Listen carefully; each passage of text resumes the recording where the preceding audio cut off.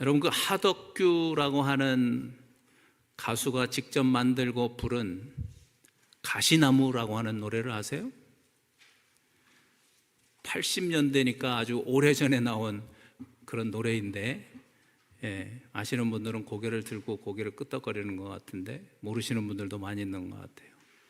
내 속엔 내가 너무도 많아서 당신의 쉴 곳 없네. 계속 할까요? 계속하면 노래를 버릴 것 같아요. 이분이 지금은 목사님이 되셨더라고요. 근데 이 노래의 가사를 이렇게 잘 보면은요, 이 사람의 마음속이 가시나무 숲 같다는 거예요. 저는 이 노래 가사를 이렇게 쭉 보면서 이분이 정말, 물론 크리스찬이시니까 그렇기도 하겠지만 이 사람 마음속을 너무 잘 표현을 했다, 그런 생각이 들었습니다. 그래서 제가 분위기를 잡고 쭉 가사를 한번 읽어드릴 테니까 여러분도 한 단어 한 단어 잘 집중해서 묵상해 보시기를 바랍니다. 내 속엔 내가 너무도 많아 당신의 쉴 곳 없네. 내 속엔 헛된 바람들로 당신의 편한 곳 없네. 내 속엔 내가 어쩔 수 없는 어둠, 당신의 쉴 자리를 뺏고, 내 속엔 내가 이길 수 없는 슬픔, 무성한 가시나무 숲 같네. 바람만 불면 그 메마른 가지 서로 부대끼며 울어대고, 쉴 곳을 찾아 지쳐 날아온 어린 새들도 가시에 찔려 날아가고, 바람만 불면 외롭고 또 괴로워 슬픈 노래를 부르던 날이 많았는데 내 속엔 내가 너무도 많아서 당신의 쉴 곳 없네. 어떻게 이 가사에 공감이 좀 가세요? 이 사람의 마음속이 가시나무 숲 같다는 거예요. 그래서 바람만 불면 그 가지들이 서로 부대끼면서 그 가시가 마음을 찌르잖아요. 그래서 마음에 상처가 생기죠. 특히 이 가사에서 내 속엔 내가 어쩔 수 없는 어둠이 있다고 얘기하죠. 내 속엔 내가 이길 수 없는 그런 슬픔이 있다고 그러잖아요. 내가 이길 수 없는. 그래서 너무나 아프고 너무나 괴로워서 슬픈 노래를 많이 부를 수밖에 없었다고 그렇게 얘기하고 있습니다. 그런데 그 이유가 뭐라고 얘기하고 있어요? 이유도 얘기했죠? 노래의 처음과 끝에 있어요. 내 속엔 내가 너무 많아서. 이걸 성경적인 말로 바꾸면 뭐예요? 내가 주인 되어서.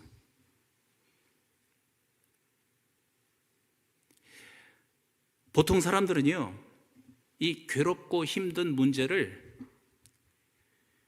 좋은 환경을 만들면 이런 문제들이 해결된다고 생각합니다. 좋은 환경을 만들면. 그래서 열심히 돈을 벌죠. 좋은 대학에 가고 좋은 직장에 들어가면 이런 어려운 문제들이 해결된다고 기대합니다. 그래서 열심히 노력을 해요.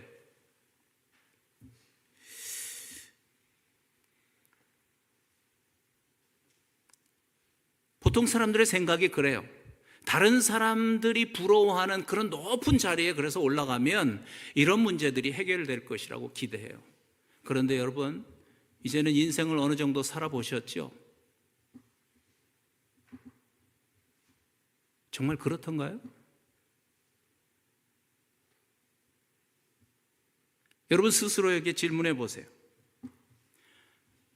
정말 주변 환경이 좋아지면 이 인생의 어려운 문제들이 다 이렇게 해결이 되던가요? 잠깐의 기쁨과 잠깐의 행복은 있습니다. 그러나 그것은 곧 끝나고 말죠. 오래가지 못합니다. 다시 그 인생의 바람이 휘몰아치면 여전히 내 안에 있는 그 가시나무 숲으로 인해서 괴롭고 힘든 나날을 보내면서 슬픈 노래를 부르는 거죠. 아예 인생은 그런 거야. 그리고 포기해버린 사람들도 많습니다.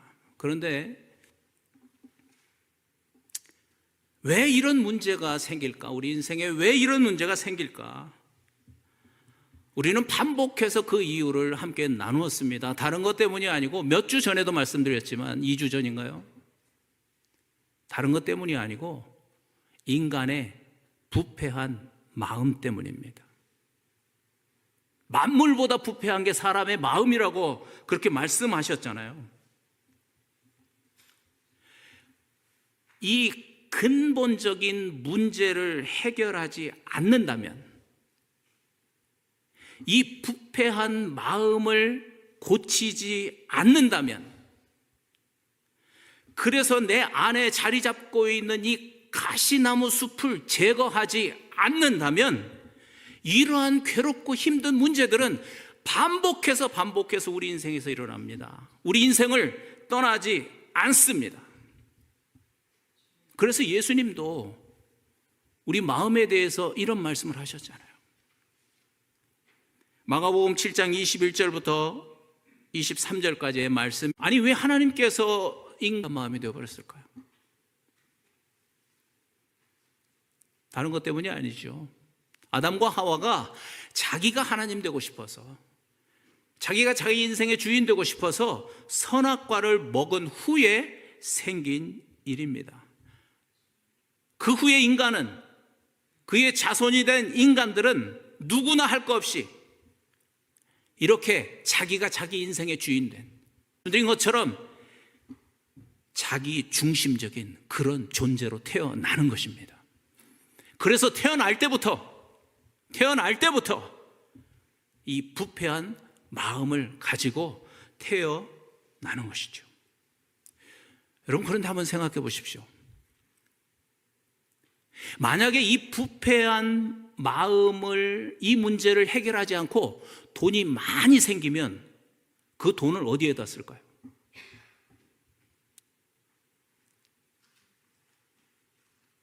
그 부패한 마음, 이 문제를 해결하지 않고 만약에 나한테 권력이, 힘이 딱 생기면 그 힘을 어디에다 쓸까요?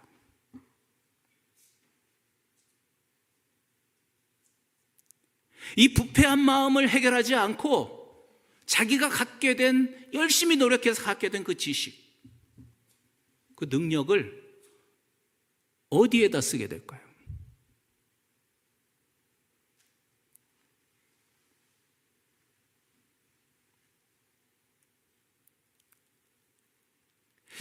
만약에 이 부패한 마음, 이 문제를 해결하지 않는다면 자기가 가진 그 돈, 자기가 가진 그 능력, 자기가 가진 힘 어디에 쓰는가? 예수님 말씀대로, 조금 전 읽은 말씀대로 음란, 도둑질, 살인, 간음, 탐욕, 악독, 속임, 음탕, 질투, 교만, 이 악한 일에 쓸 수밖에 없습니다.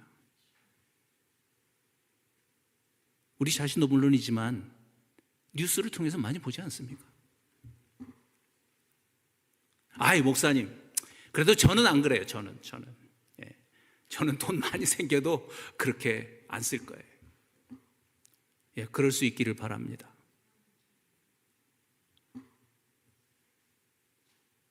그런데 제가 며칠 전에 유튜브에서 김경일 교수라는 심리학 교수인 것 같아요. 심리학 교수.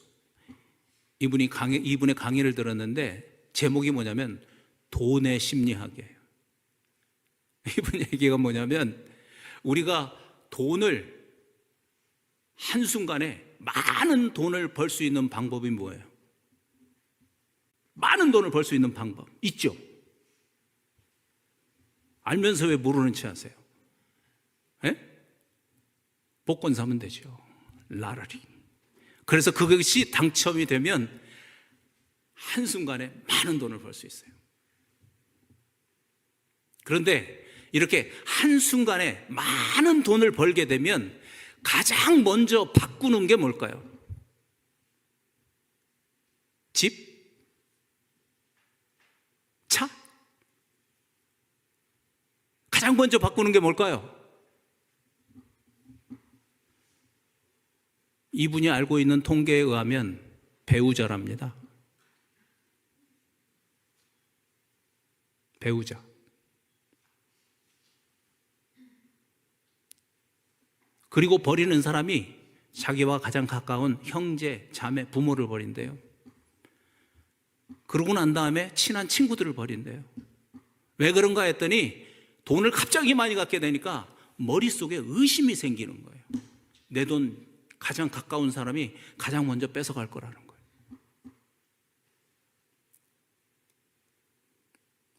그래도 마음속에서 목사님 저는 아니에요. 그럴지 모르겠지만 제가 몇 주 전에도 말씀드렸죠. 사람은요 잠재적인 범죄자예요. 내가 지금 이 환경에 있다는 게 너무 감사한 거죠. 혹시 남편이 열심히 나날이 사는 사람 있으면 조심하세요. 아내가 몰래 돈 빼다가 나날이 사면 조심하세요. 남의 일이 아닐 수 있어요.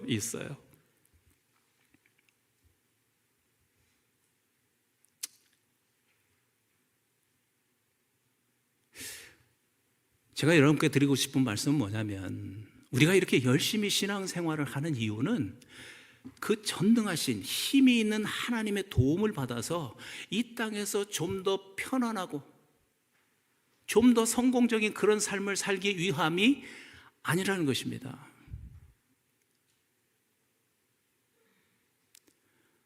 우리가 하나님을 이렇게 열심히 예배하고 열심히 섬기는 이유는 혹시라도 그 전능하신 하나님이 나한테 오셔서 내 어려운 인생 문제 좀 다 해결해 주셔가지고 고통 없이 편안하게 남들 보기에도 저 사람 예수 믿더니 성공했어, 그런 사람 만들려고 그런 사람 되려고 우리가 신앙생활 하는 거 아니라는 겁니다.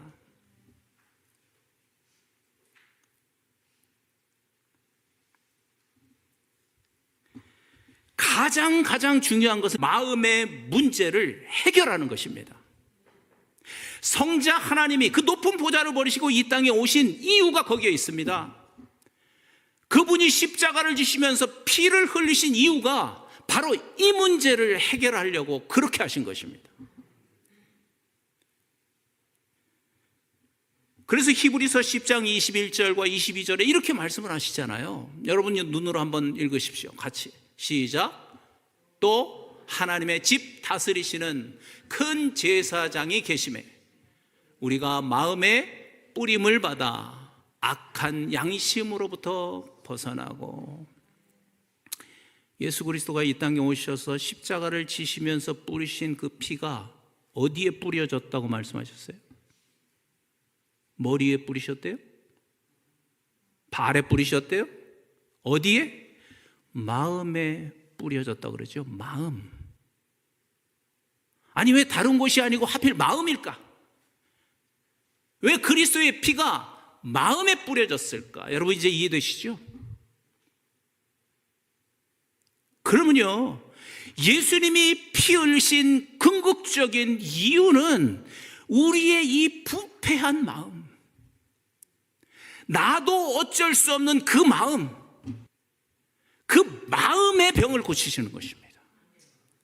그 부패한 마음을 그 피로 씻으셔서 깨끗하게 하시고 그 악한 양심으로부터 자유를 얻게 하시려고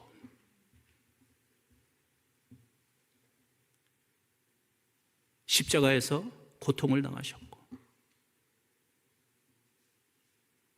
그 피를 흘리신 것입니다.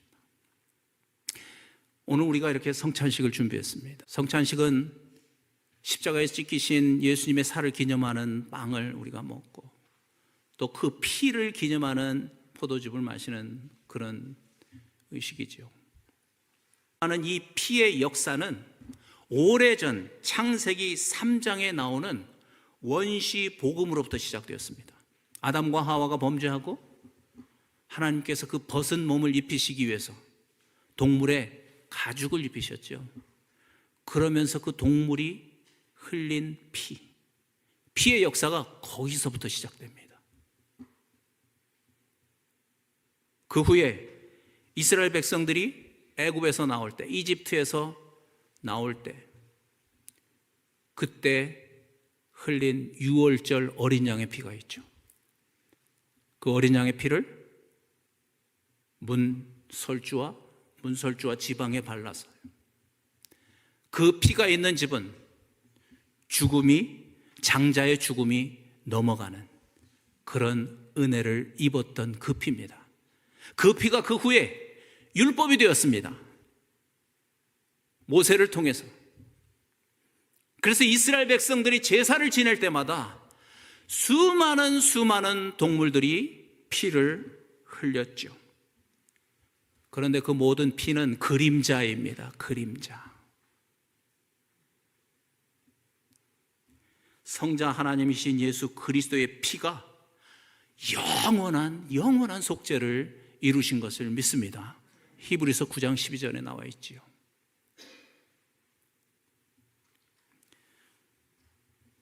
여러분, 오늘 우리가 받아서 마시게 되는 이 피는 이렇게 긴 역사를 가지고 있는 언약의 피입니다.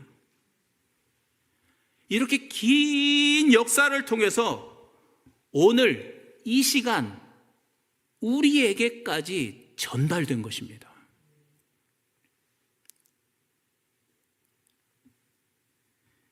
그래서 이 피는 오늘날도 강력하게 역사하는 힘이 있는 것입니다. 오늘 이 시간에도 그 피가 강력하게 역사합니다. 왜 그렇습니까? 그 피는 우리 집사님이 기도하신 것처럼 동물의 피가 아니고 영원하신 성자 하나님의 피이기 때문에 그렇습니다.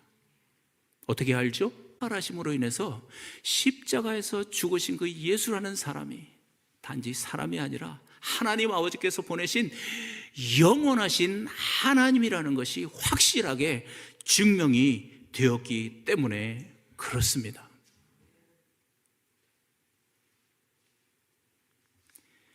그래서 영원한 하나님의 피이기 때문에 그 피의 능력은 영원히 있는 것입니다. 영원한 능력이 있는 것입니다.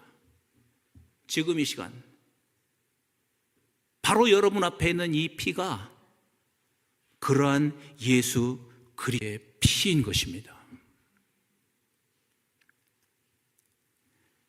그런데 우리가 함께 읽었던 오늘 말씀 1절이 매우 중요한 말씀이라고 저는 생각하고 있습니다. 다시 한번 보시기 바랍니다. 1절의 특별히 앞부분이죠. 시작. 예수께서 그리스도이심을 믿는 자마다 하나님께로부터 난 자니. 여러분 잘 들어야 합니다. 중요한 건 뭐냐면요, 이렇게 십자가에서 내 죄 때문에 피를 흘리고 죽으신 그분을 그리스도로 믿어야 한다는 것입니다. 다시 말하면 그분을 그리스도, 나의 왕으로, 내 삶을 다스려 주실 나의 왕으로, 나의 주님으로 내 안에 영접해 드릴 때 그의 피가 실제로 역사하셔서 나의 부패한 마음을 깨끗하게 씻어 주신다는 것입니다. 많은 사람들이 이 부분에서 오해를 하고 있기 때문에 이 강력한 피의 역사를 경험하지 못합니다. 뭐냐면 그냥 예수 그리스도가 내 죄 때문에 십자가에서 피에서 죽으셨다고 하는 그 사실을 믿으려고 하는 겁니다. 그 사실을 믿으려고 해요. 그게 아니고 그분을 그리스도로 내 안에 영접해 드리는 것이 믿는 것입니다. 아멘? 아멘. 그분이 내 안에 들어오실 때 그분의 피가 내 마음을 씻을 수 있을 거 아닙니까? 그래서 그분의 피로 인해서 악한 양심으로부터 자유를 얻게 되는 것입니다. 여러분이 피의 능력을 경험하셨습니까? 죄로부터 내가 자유를 얻게 되었다는 것을 몸으로 체험하고 계십니까?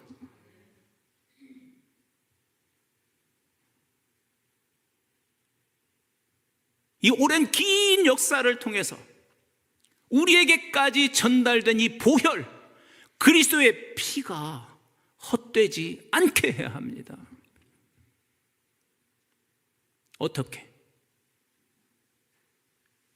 오늘 성찬식을 통해서 성령의 인도하심 가운데서 내가 주인 된 죄를 마음 중심으로 회개하시기를 바랍니다.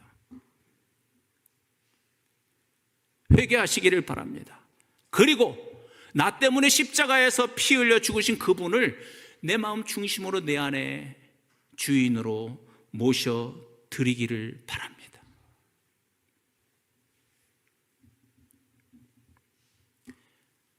그래서 성령 하나님의 인도하심 가운데서 하나님 우리 마음을 겸손하게 만들어 주시기를 바랍니다. 말씀을 그런 마음이 아니라 성령께서 우리에게 겸손한 마음을 주셔서 정말 내 내면을 내가 들여다볼 수 있고, 그래서 혹시라도 그동안 내가 주인 되어 삶으로 인해서 내 양심에 더러워진 부분이 있는가 없는가, 여전히 내 마음속에 내 안에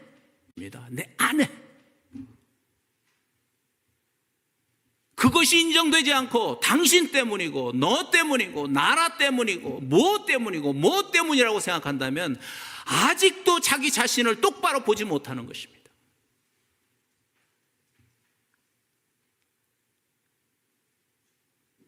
우리가 오늘 성찬식을 통해서 그의 피를 받으면서 그 눈이 성령의 인도하심 가운데서 열릴 수 있기를 바랍니다.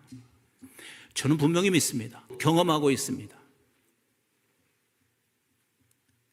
내가 바뀔 때, 내 내면적인 이 부패한 마음이 깨끗하게 청소되고 정결함을 얻을 때 내가 지금 괴롭다고 생각하는 내 삶의 문제의 90% 이상은 그 순간 다 해결됩니다. 그만큼 모든 문제가 밖에 있는 것이 아니고 내 안에 있다는 것을 말씀드리는 겁니다.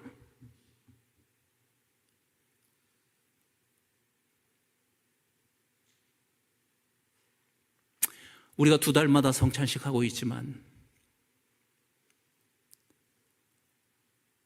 오늘은 특별한 하나님의 인도하심이 있기를 간절히 기도합니다.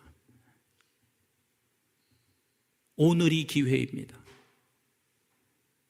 그동안도 잘 살아왔는데 그러지 않습니다. 그래서 여러분께 간절히 부탁합니다. 성찬을 받으면서 정말 신중한 마음으로 바로 이 시간에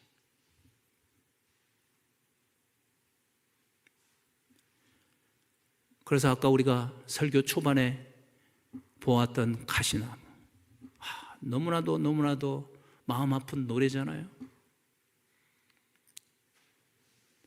그래서 이제는 우리가 슬픈 노래를 부르는 자들이 아니라, 그렇죠? 더 이상 내 인생의 슬픈 노래를 부를 것이 아니라 하나님께 감사의 찬양이 날마다 넘쳐나는 그런 진짜 축복을 누리는 삶이 되기를 간절히 바랍니다. 아멘. 여러분 아멘 하십시오. 여러분 입으로 아멘 하세요.